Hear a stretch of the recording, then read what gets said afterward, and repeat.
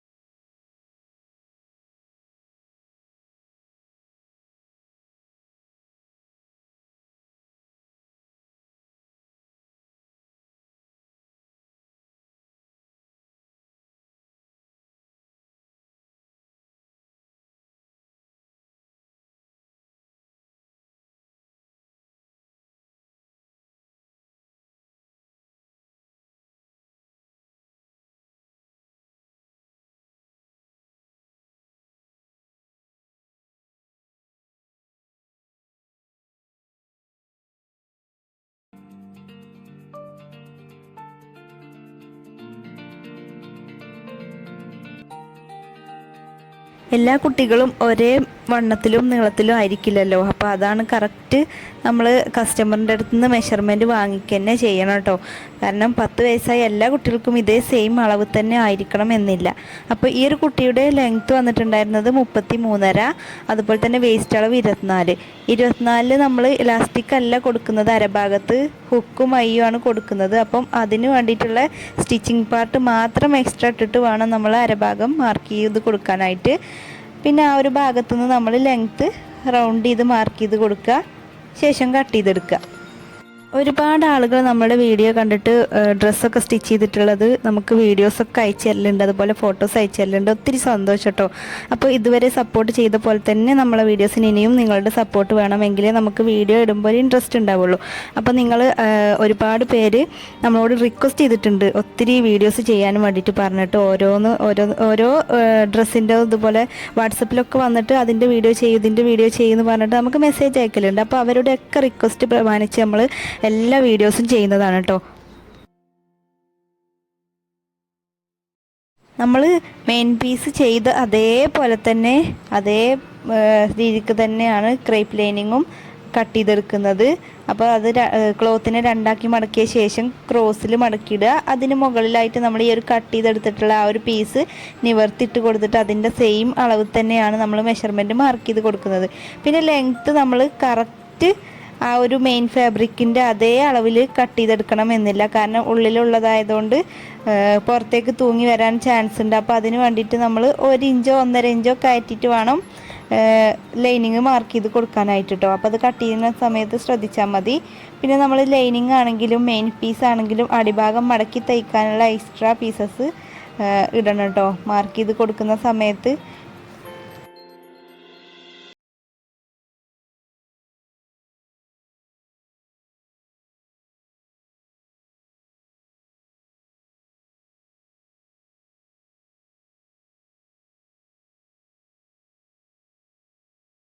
ുള്ളത് കേട്ടോ. അപ്പോൾ ആ ഒരു അംബ്രല്ല കട്ടിങ് നമ്മൾ 4 ആക്കിയിട്ടാണല്ലോ മടക്കിയെടുത്തത്. അതേ അളവിൽ ക്ലോത്ത് 4 ആക്കി മടക്കിയിട്ട ശേഷമാണ് കേട്ടോ ഇത് കട്ട് ചെയ്തെടുക്കുന്നത്. പിന്നെ അതിൽ എക്സ്ട്രാ സീം ലൈൻസും കൂടെ ആഡ് ചെയ്തിട്ടാണ് ഇത് കട്ട് ചെയ്തെടുക്കുന്നത്. അപ്പോൾ ഇതിൻ്റെ കട്ടിങ്ങും മാർക്കിങ്ങും കറക്റ്റ് ഇതിൽ നിങ്ങൾക്ക് മനസ്സിലായിട്ടില്ല എന്നുണ്ടെങ്കിൽ ഞാൻ ഒന്നും കൂടെ ഡീറ്റെയിൽഡ് ആയിട്ട് മെഷർമെൻറ്റ് വെച്ചിട്ട് നെക്സ്റ്റ് വീഡിയോയിൽ ഉൾപ്പെടുത്താം. അപ്പം ആദ്യം തന്നെ അടിച്ചെടുക്കുന്നത് നമ്മൾ ഈ ഒരു നമ്മൾ അരഭാഗത്ത് വെച്ച് കൊടുക്കാനുള്ള ആ ഒരു പട്ട പോലത്തെ ആ ഒരു സംഭവം ഉണ്ടല്ലോ, അപ്പോൾ അതാണ് കേട്ടോ ഫസ്റ്റ് തന്നെ സ്റ്റിച്ച് ചെയ്തെടുക്കുന്നത്.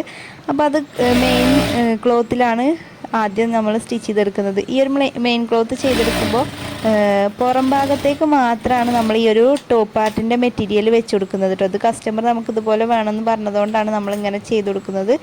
പിന്നെ അതിൻ്റെ ഉൾഭാഗത്തേക്ക് ഇതൊരു സീക്വൻസ് വരുന്ന മെറ്റീരിയൽ ആയതുകൊണ്ട് കുട്ടികൾക്ക് കുത്തോ ഇല്ലേന്ന് അറിയില്ലല്ലോ. അപ്പോൾ അതിന് വേണ്ടിയിട്ട് നമ്മൾ ഈ ഒരു സ്കേർട്ടിൻ്റെ പ്ലെയിൻ മെറ്റീരിയലാണ് ഉൾഭാഗത്തേക്ക് ആകുന്ന രീതിക്കാണ് വെച്ച് കൊടുക്കുന്നത്. പുറത്തേക്ക് ഈ ഒരു വർക്ക് മെറ്റീരിയൽ ആണെങ്കിൽ ഉൾഭാഗത്തേക്ക് ആ ഒരു പ്ലെയിൻ മെറ്റീരിയലും.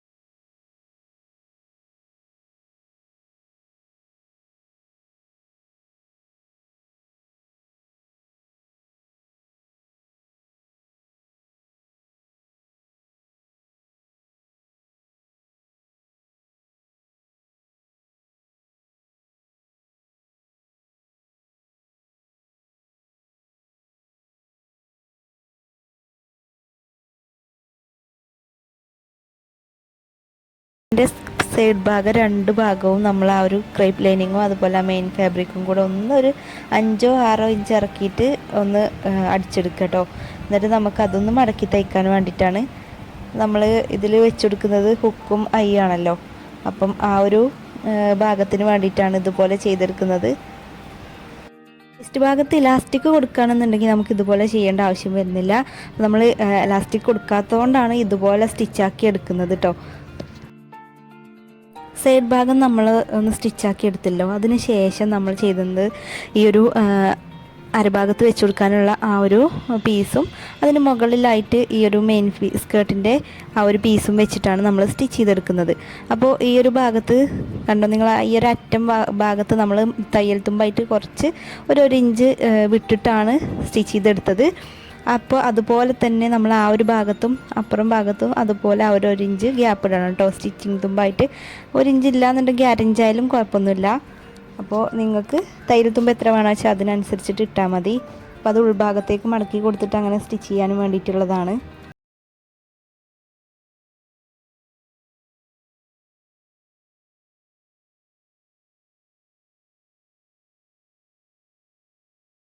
വീഡിയോ കൊണ്ട് വന്നപ്പോഴത്തേക്ക് ചേച്ചി അത് ഇപ്പുറത്തേക്ക് മറിച്ചിട്ട് സ്റ്റിച്ചാക്കി തുടങ്ങിയിട്ടുണ്ടായിരുന്നു. അപ്പോൾ ഒന്നും ചെയ്യാനുള്ള ആ ഒരു നമ്മൾ എക്സ്ട്രാ ഇട്ടിട്ടുണ്ടായിരുന്ന ആ ഒരു പീസ് ഉൾഭാഗത്തോട്ട് മറിച്ചിട്ട് അതൊരു മടക്കി കൊടുത്തിട്ടാണ് നമ്മൾ ആ സ്റ്റിച്ചിങ് കൊടുക്കുന്നത്. അപ്പോൾ അത് തയ്യൽ തുമ്പായിട്ട് ആ ഒരു ഉൾഭാഗത്തേക്ക് പോകും. അപ്പം നല്ല ഭാഗത്തോട്ടാണ് മറിച്ചെടുക്കുന്നത്.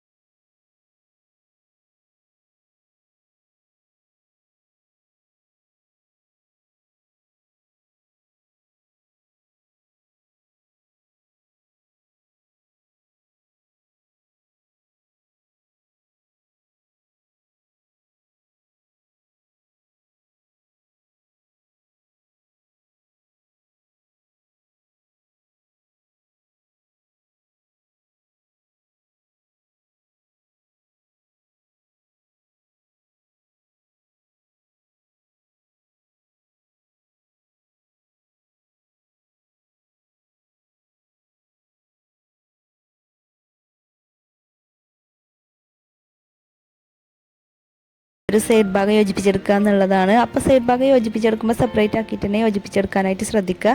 ഈ ഒരു മെയിൻ പീസ് മാത്രമായിട്ട് ആദ്യം ഒന്ന് സ്റ്റിച്ച് ചെയ്യുക. അതിന് ശേഷം നമ്മൾ ഈ ഒരു ക്രേപ്പ് ലൈനിങ്ങും സ്റ്റിച്ച് ചെയ്തെടുക്കുക. അങ്ങനെയാണ് കേട്ടോ ഈ സൈഡ്